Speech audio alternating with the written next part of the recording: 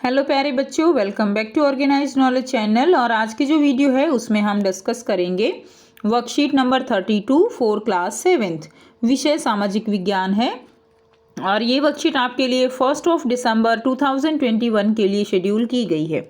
आज की जो वर्कशीट है प्यारे बच्चों, उसमें हम नया चैप्टर स्टार्ट करेंगे, वो है ईश्वर से अनुराग। सो वर्कशीट शुरू करने से पहले प्लीज़ चैनल को सब्सक्राइब कर दीजिए, बेल आइकन को भी प्रेस कर लो ताकि आपको आने वाली वीडियोस की नोटिफिकेशन वो समय से मिल जाए। सो देखिए आज की जो वर्कशीट है उसमें क्या दिया गया है। प्यारे विद्यार्थियों, कक्षा 6 में हमने पढ़ा था कि इतिहास सिर्फ राजा रानियों की कहानियों का अध्ययन ही नहीं होता, बल्कि इतिहास में आम जन स्मारकों एवं साहित्य के इतिहास को भी पढ़ते हैं। आज जिस अध्याय को हम पढ़ना शुरू करने वाले हैं वह इतिहास में भक्ति काल के नाम से जाना जाता है। आज हम पता लगाने की कोशिश करेंगे कि इस समय के संतों, लेखकों, नारियों व विभिन्न जाति धर्मों के लोगों का जीवन कैसा था, विभिन्न दर्शन व जीवन पद्धति के विषय में उनका क्या नज़रिया था। तो आज की जो ये वर्कशीट है इसमें हम भक्ति काल यानी लोगों के विचार ईश्वर के प्रति कैसे थे और लोग जो है क्यों और किस तरह से जो बुद्ध थे, जैन थे, उनकी तरफ आकर्षित हुए थे, ये आज की वर्कशीट में हम जानेंगे। और ये हम पढ़ ही चुके हैं कि इतिहास जो है वो केवल जो पुराने समय में राजा रानी हुए उनकी कहानियाँ नहीं होती हैं। इतिहास हमें वर्तमान के साथ साथ भविष्य से भी जोड़ता है। ठीक है, तो इतिहास हमें अतीत, वर्तमान और भविष्य तीनों से ही हमें जोड़ के रखता है। प्यारे विद्यार्थियों, आपने लोगों को पूजा पाठ करते अथवा भजन, कीर्तन या कव्वाली गाते या चुपचाप ईश्वर के नाम का जाप करते हुए देखा होगा।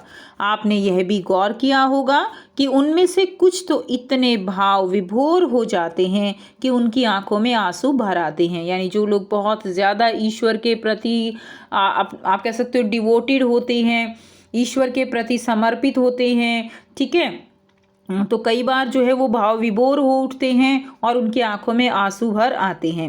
ईश्वर के प्रति ऐसा प्रेम भाव या गहरी भक्ति उन विभिन्न प्रकार के भक्ति और सूफी आंदोलनों की देन है जिनका 8वीं शताब्दी यानी मध्यकाल से क्या होने लगा था, उद्भव होने लगा था। यानी जो आप कह सकते हो कि 8वीं शताब्दी यानी मध्यकाल से ही जो है मध्यकालीन आंदोलन हुए थे और उसमें सूफी मत जैसे है जो सूफीवाद है, सूफी आंदोलन हुए थे, उसका आप कह सकते हो सबसे बड़ा जो है हाथ है ये जो भक्ति काल है उसमें। ठीक है, अब देखिए आगे दिए गए हैं परमेश्वर का विचार। बड़े बड़े राज्यों के उदय होने से पहले भिन्न भिन्न समूहों के लोग अपने अपने देवी देवताओं की पूजा किया करते थे। तो बच्चों, पहले के लोग जो हैं वो जैसे सूर्य की पूजा हम आज भी करते हैं, पेड़ों की पूजा करते थे, नदियों की पूजा करते थे। क्यों करते थे? क्योंकि उन लोगों को लगता था कि इन्हीं से हमें जीवन मिला है ना, और ये जो प्रकृति है ये ईश्वर का ही रूप है क्योंकि इन्हीं से हम जिंदा हैं। पेड़ों के कारण पेड़ हमारे लिए सबसे बड़े ईश्वर का रूप है क्योंकि पेड़ों से हम सांस लेते हैं। तो इसीलिए जो लोग हैं वो प्रकृति की पूजा किया करते थे। जब लोग नगरों के विकास और व्यापार तथा साम्राज्यों के माध्यम से एक साथ आते गए तब नए नए विचार जो है वो विकसित होने लगे। यह बात व्यापक रूप से स्वीकार की जाने लगी कि सभी जीवधारी अच्छे तथा बुरे कर्म करते हुए जीवन, मरण और पुनर्जीवन के अनंत चक्रों से गुजरते हैं।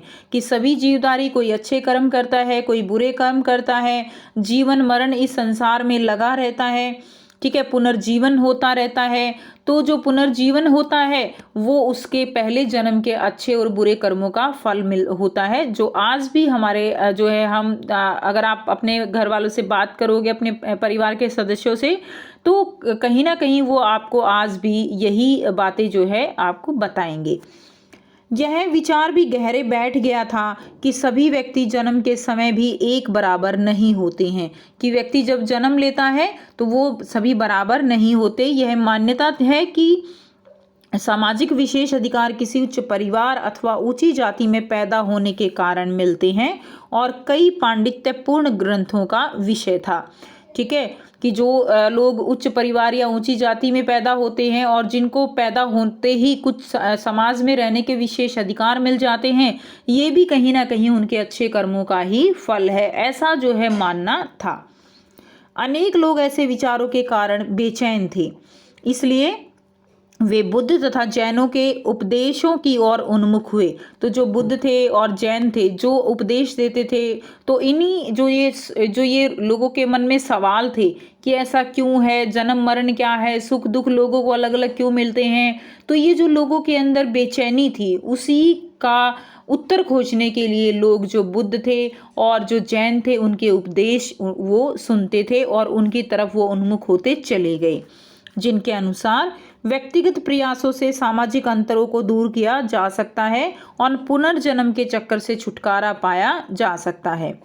कुछ अन्य लोग परमेश्वर संबंधी इस विचार से आकर्षित हुए कि यदि मनुष्य भक्ति भाव से परमेश्वर की शरण में जाए तो परमेश्वर व्यक्ति को इस बंधन से मुक्ति कर सकता है। श्रीमद् भगवत गीता में व्यक्त यह विचार सामान्य सन ईस्वी सन की प्रारंभिक शताब्दियों में लोकप्रिय हो गया था। तो श्रीमद् भगवत गीता में यह विचार लिखा गया है कि यदि मनुष्य भक्ति भाव से परमेश्वर की शरण में जाता है, यानी पूरी तरह से ईश्वर के प्रति डिवोटेड होता है, तो परमेश्वर ये जो मोह माया का बंधन है इस संसार का, उससे उनको मुक्ति दिला सकता है। उसके बाद देखिए, विशुद्ध धार्मिक अनुष्ठानों के माध्यम से शिव, विष्णु तथा दुर्गा को परम देवी देवताओं के रूप में पूजा जाने लगा। साथ साथ भिन्न भिन्न क्षेत्रों में पूजे जाने वाले देवों एवं देवियों को शिव, विष्णु या दुर्गा के रूप में माना जाने लगा। स्थानीय मिथक और किस्से कहानियाँ पौराणिक कथाओं के अंग बन गई। तो जो एक किस्से बन जाते हैं कि ये पत्थर इसीलिए फेमस है, ये जगह इसलिए फेमस है, तो वो जो चीज़ें थी उन चीज़ों ने लोगों के दिमाग में घर किया और यानी वहाँ पर फिर क्या हुआ कि वो पौराणिक कथाओं के जो है वो अंग बन गए। उनको जो किताबें लिखी जाती थी उनके अंदर उनको शामिल किया जाने लगा। पुराणों में पूजा की जिन पद्धतियों की अनुशंसा की गई थी उन्हें स्थानीय पंथों में भी अपनाया जाने लगा। आगे चलकर पुराणों में इस बात का उल्लेख किया गया है कि भक्त भले ही किसी भी जाति पाति का हो, वह सच्ची भक्ति से ईश्वर की कृपा प्राप्त कर सकता है। भक्ति की विचारधारा इतनी अधिक लोकप्रिय हो गई कि बौद्धों और जैन मतावलंबियों ने भी इन विश्वासों को जो है क्या किया, बाद में अपना लिया था। अब आपको यहाँ पर दो जो है बहुत ही आसान से प्रश्न दिए गए हैं जिनके आंसर हम करेंगे।